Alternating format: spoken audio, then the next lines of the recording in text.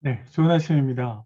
평안에 주무셨는지 모르겠네요. 오늘 아침에는 이사야 56장 9절부터 57장 13절까지 약간 긴 본문인데 논리적으로 하나로 잘 연결되어 있어서 같이 살펴보도록 하겠습니다. 오늘 말씀 우리에게 크게 이스라엘 백성들의 타락한 모습을 보여주고 있는데요. 그 타락한 모습을 크게 이제 세 가지로 확인할 수 있습니다. 그래서 이 타락한 것은 결국에 하나님께서 바벨론 포로에게 말씀하셨던 예루살렘의 회복, 유다 성읍의 활성, 그리고 하나님의 통치, 이 모두한 것들이 아직 이루어지지 않은 이유를 말해주는 것이죠.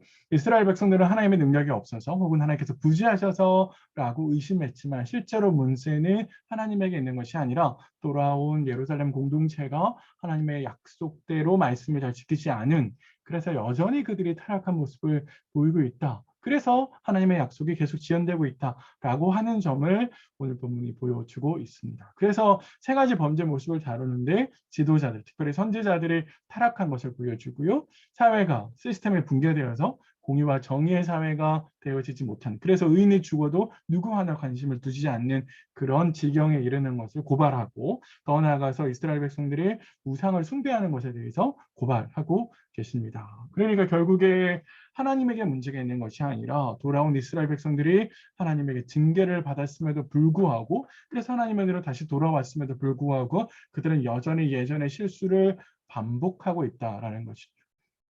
그들은 여전히 자신의 모습을 바꾸지 않았습니다. 그래서 여전히 타락한 것이죠. 바로 오늘 본문 전체는 이것을 크게 강하게 지적하고 있습니다. 세부적으로 들어가면은 크게 이제 처음에 두 가지인데요. 지도자들이 직무유기를 하고 있다는 것과 사회가 시스템이 붕괴됐다, 이렇게 이야기를 할 수 있습니다. 예언자들은 사실 파수꾼의 역할을 감당했어야죠. 사회가 여러 가지 죄악이 넘쳐날 때 하나님의 말씀을 전달해서 이렇게 가면 망합니다라고 하는 것을 미리 경고하는 사람이 바로 선지자들이었죠. 그런데 선지자들이, 그런 백성들을 일깨워야 될 사람들이 오히려 자신의 욕심에 집착하고 있죠. 위험에 대한 위험성을 계속해서 경고해야 되는데 오히려 그런 위험들을 초래하는 역할을 감당하고 있다. 그래서 변하지 않고 있다는 점을 하나 지적하고요. 또 하나는 사회의 공의와 정의의 시스템으로 돌아가야 될 사회가 오히려 심판을 초래하는 상황으로 가고 있다라는 겁니다. 의인이 죽었는데 누구 하나도 관심을 두지 않는 것이죠. 그거는 사실 이 사회가 공의와 정의가 무너진, 사람들과 사람 사이에 지켜야 될 최소한의 예의마저 없어진 그런 사회를 이야기하고, 결국 그런 사회는 하나님께서 심판하실 수밖에 없는데 그것조차 인식하지 못하는 그런 상황이 되었다라고 하는 것을 지적하고 있습니다. 더 나아가서 계속해서 하나님께서 지적하신 건데, 우상숭배로 인해서 하나님의 심판을 받고 돌아왔음에도 불구하고 그런데도 여전히 이스라엘은 우상을 섬기죠. 우상을 떠나지 못하고 자신들에게 복을 주는 이가 누구든지 상관없다고 생각하면서 하나님과 마찬가지로 우상을 섬기려고 하는 그런 마음이 있었습니다. 하나님은 우상 숭배는 영적인 간음이다라고 지적하시면서 이스라엘의 잘못된 행태를 지적하고 계십니다. 결국에 이런 죄들 때문에 하나님의 약속이 지연되고 있다라고 하는 점을 하나님께서 우리에게 이야기해 주고 계시는 것이죠.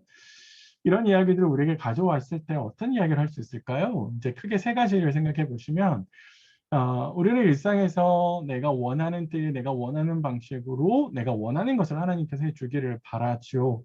사실 우리의 기도가 그럴 수 있는데요. 근데 그것이 이루어지지 않았을 때 우리는 하나님의 능력을 의심하거나 하나님의 부재를 의심할 수 있죠. 원망할 수 있죠.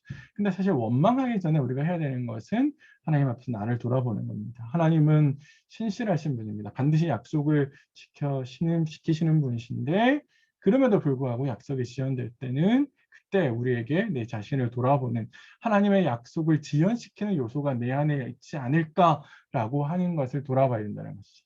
그래서 특별히 이스라엘처럼 여전히 바꾸지 않고 여전히 고집피우고 있는 게 뭘까? 하나님의 징계에도 수차례의 기회에도 계속 반복하고 있는 죄는 뭘까? 하나님의 약속을 지연시키는 내 안에 잘못된 요소들 한번 생각해 보실 필요가 있겠습니다. 한번 생각해 보시고요. 두 번째는 하나님이 주신 책무를 다하고 있을까라는 관점에서 우리 시대 지도자들을 향해서 좀 같이 기도하는 시간이 있었으면 좋겠습니다. 선지자들이, 굉장히 중요한 역할을 하는 선지자들이 자신의 책무를 망각하고 지혜에 빠졌죠. 사실 지도자들이 잘못했을 때는 그들이 맡고 있는 역할이 크기 때문에 그 파급 효과도 굉장히 크다라는 점을 지적할 수 있습니다. 그런 점에서 사실 우리 시대 지도자를 위해서 우리가 함께 기도하시는 게 필요해 보입니다. 나라의 지도자들, 그리고 공동체의 지도자들, 그리고 가정의 지도자들을 위해서 함께 시간을 내어서 하나님의 공의와 정의의 모습으로 나라를 다스리고 교회를 잘 이끌어갈 수 있도록 위해서 같이 좀 기도하시는 시간들이 있으면 좋겠고요. 마지막으로 더 한 걸음 나아가서 지도자들뿐만 아니라 우리 사회를 위해서도 좀 같이 생각해 볼 필요가 있습니다. 사실 이스라엘 백성들 안에서 공의와 정의가 무너진 것은 그들이 하나님이 아니라 우상을 섬기기 때문이거든요. 우상은 윤리적인 모습을 요구하지 않습니다. 그렇기 때문에 쉽게 타락하게 되는 것이죠. 그런 당시 모습이 사실 우리 시대 모습과 유사합니다. 우리 시대가 여전히 하나님이 아니라 우상을 섬기고 있고 하나님 아니라 돈을 섬기는 그런 시대에 살고 있어서 우리 시대 윤리도 많이 타락해 있죠.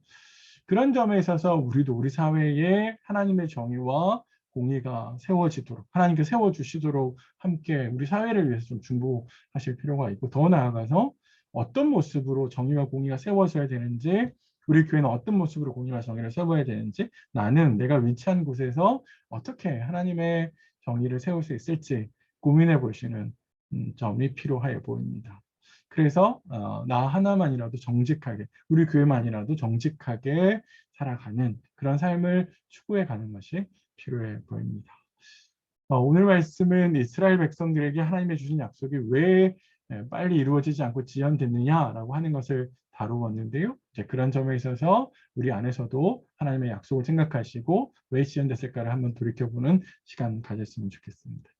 오늘 하루도 말씀과 동행하시고요. 말씀으로부터 힘을 얻어서 승리하신 하루 되셨으면 좋겠습니다. 내일 아침에 다시 뵙겠습니다.